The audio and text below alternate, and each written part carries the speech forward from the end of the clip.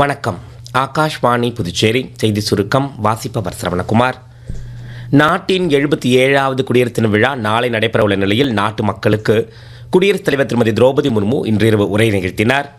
இந்தியாவின் தொழில் முனைவோரும் இளம் விளையாட்டு வீரர்களும் விஞ்ஞானிகளும் தேசத்தை உற்சாகப்படுத்தி வருவதாக குடியரசுத் தலைவர் திருமதி திரௌபதி முர்மு கூறினார்.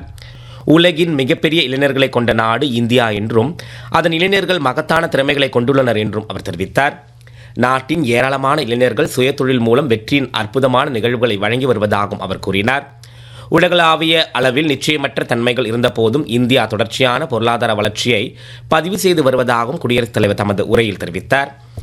உலகில் 3வது பெரிய பொருளாதாரமாக இந்தியா விரைவில் உருவெடுக்கும் என்றும் நாட்டின் GST வரி விகிதத்தை நிர்ணயம் செய்யும் என்றும் அவர் தமது உரையில் குறிப்பிட்டார்.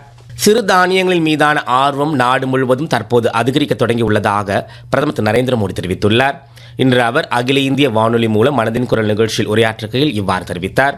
இந்தியா மற்றும் ஐரோப்பிய ஒன்றியம் இடையே நீடித்த மற்றும் ஆக்கப்பூர்வமான உறவு இரு நாடுகளையும் நீடித்த மற்றும் பயனுள்ள முடிவுக்கு கொண்டு செல்வதாக மத்திய வர்த்தகத்துறை அமைச்சர் திரு பியூஷ் கோயல் தெரிவித்துள்ளார். ஐரோப்பிய வர்த்தக ஆணையர் மரோஸ் செக்கோவிச்சின் சுற்றுப்பயணத்தை வரவேற்று அவர் இவ்வாறு தெரிவித்தார். சைக்கிள் ஓட்டுவது உடலுக்கு நல்ல பயிற்சி என்றும் இதனை இளைஞர்கள் பயன்படுத்திக் கொள்ள வேண்டும் என்றும் மத்திய இளைஞர் மற்றும் தொழிலாளர் துறை அமைச்சர் திரு மான்சுக் மாண்பியா தெரிவித்துள்ளார்.